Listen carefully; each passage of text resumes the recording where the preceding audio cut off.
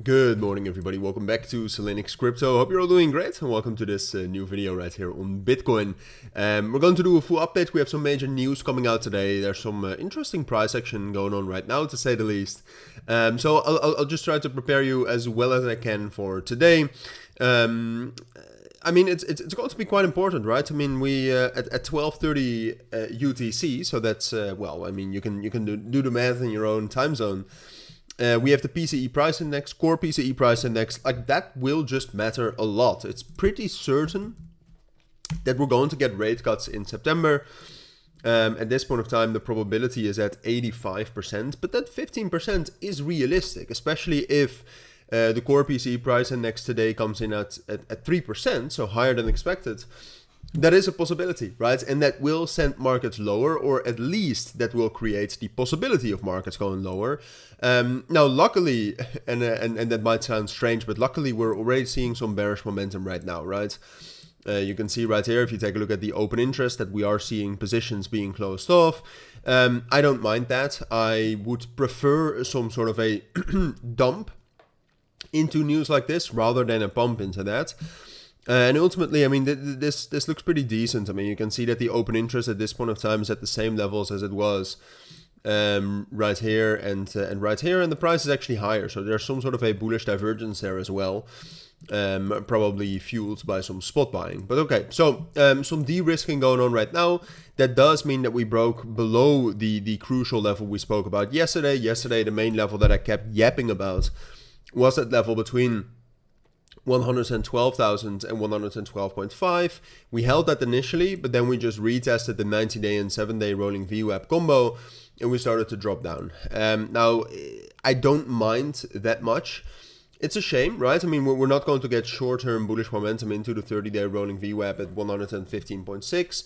That's okay, because it's all low volume and it's probably all de-risking, right? I mean, you can see the volume right here.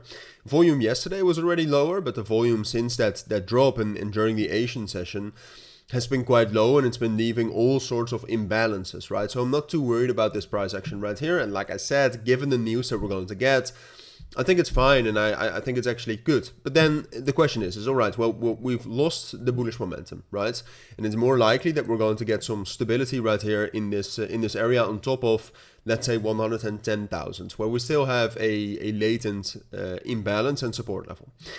So what's most likely from here? Can we actually still get that move into 115, 116,000, which I would say is the next price target? Or is it more likely that we are still going to make those lower lows at 108 and 107? And honestly, I think that's very dependent on the news. Now, I have my own biases. I have a relatively bullish bias on the markets right now.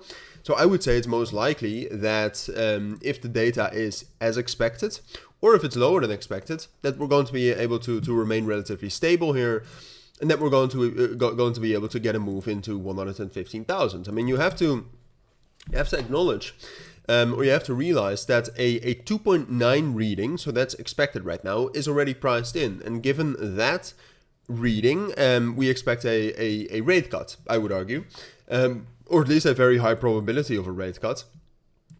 So either an as expected result, which most likely happens, or most often happens, or a lower than expected result. So basically, 2 out of the 3 scenarios, the other scenario being a higher than expected result, are also positive for the price, right? So this is not only because of my bullish bias, because of how we react to news, for example, but no, it's also just based on what are the possibilities, how many possibilities would be good for the price and how many would be bad, and most of them would be good in my opinion. Only if we get higher than expected readings across the board, so not only for the core PCE price index, but also for the normal PCE price index, then I think we can still get that move down. So it's not completely ruled out. I just think probability-wise, it's not most likely. But those are my thoughts. I think that's what you need to know right now regarding Bitcoin. So if you do have any questions, anything, let me know. But for now, have a great day. Take care and bye. And I'll be trying to be live during the news. So keep your eyes on the channel for that. But for now, have a great day. Thank you and bye.